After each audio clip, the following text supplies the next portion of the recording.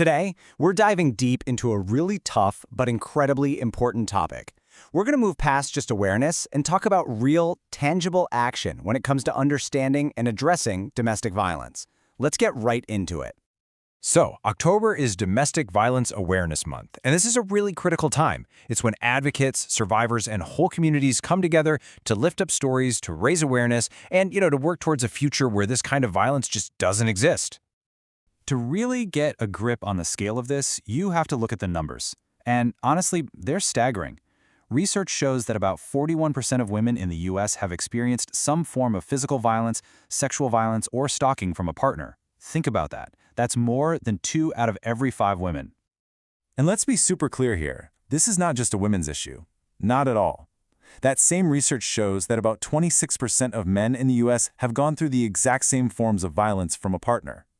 It's a human issue, plain and simple, and it touches every part of our society. Now, the ripple effects go way beyond the personal.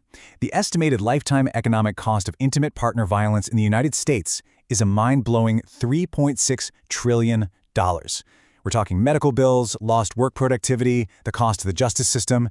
It's just a massive weight on our entire country.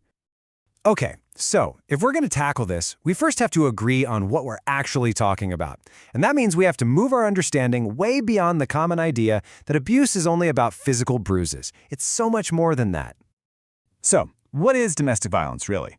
It's not a single bad argument that gets out of hand. It's not someone just losing their temper. It's a complex and, frankly, a calculated pattern of behavior. So, the research defines it as a pattern of behavior used to gain or maintain power and control over a partner. And the key thing to grab onto here is that word pattern. The abuse can show up in a lot of different ways: physical, sexual, stalking, and even psychological aggression. This quote from the research just hits the nail on the head. Abusive behavior is not random or arbitrary. It is purposeful and systematic. This is so important. It completely pushes back on that old excuse that abusers just lose control. No, this shows it's a series of intentional choices made to dominate someone else.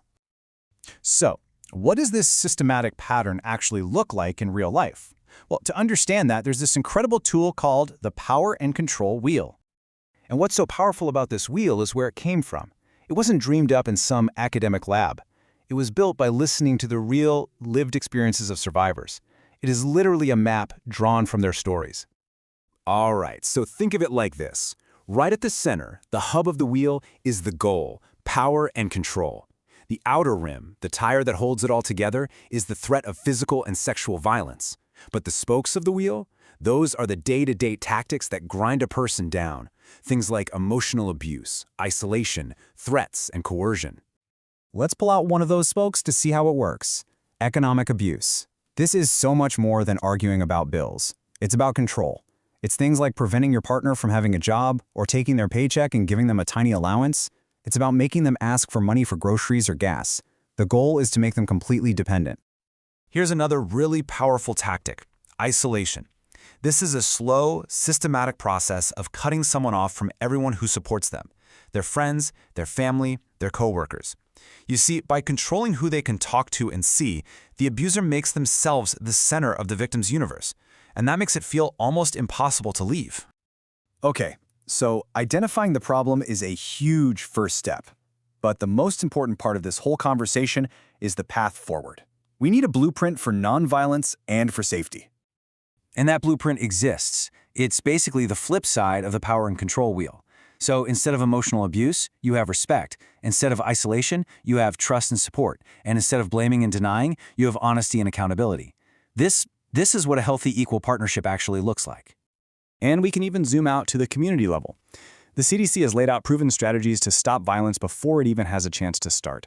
We're talking about teaching kids healthy relationship skills, getting adults and peers involved, creating safe environments, and of course, giving survivors all the support they need to be safe.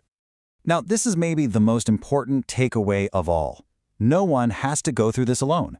Help is available right now. It's confidential, it's 24/7. You can call the National Domestic Violence Hotline at 1-800-799-SAFE.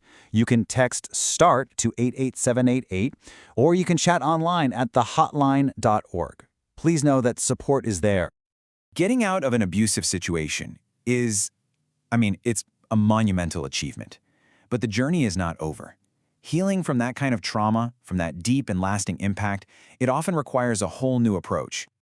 This quote really gets to the heart of it. It's the core idea behind what's called trauma-informed care, and it's a huge shift in perspective. Instead of asking, "What's wrong with you?" which is so full of judgment, it asks, "What happened to you?" It acknowledges that a person's experiences have shaped who they are. And this whole approach is built on a few core ideas to create a space where healing can actually happen. It starts with safety, making sure someone feels safe both physically and psychologically. It requires trustworthiness and transparency from helpers. It's about empowerment and building on a survivor's strengths. And it's about collaboration, working together as equals. Understanding all these patterns is one thing, but actually doing the deep, hard work of healing, well, that often takes specialized professional support. And maybe this sounds familiar to you. People can spend years, and I mean years, in therapy and still feel completely stuck, like they've just hit a wall and can't get past it. And that feeling, it can be so frustrating and just make you want to give up. For anyone who feels that way, there are different paths. Some therapeutic approaches, like the collaborative assessment model used by practices like Edward Jenny and Associates, offers something else. This model uses a whole series of assessments to get to the root of the issues much faster. It brings in the experience of an entire team to provide really deep insight that helps people understand themselves and finally break through those barriers. So the final question really is for you. Are you ready to move from feeling stuck to actually moving forward? If you're exploring what specialized help might look like, you can find out more about this kind of approach by contacting Edward Jenny and Associates, because taking that next step, whatever it is for you, that is a powerful, powerful part of the healing journey.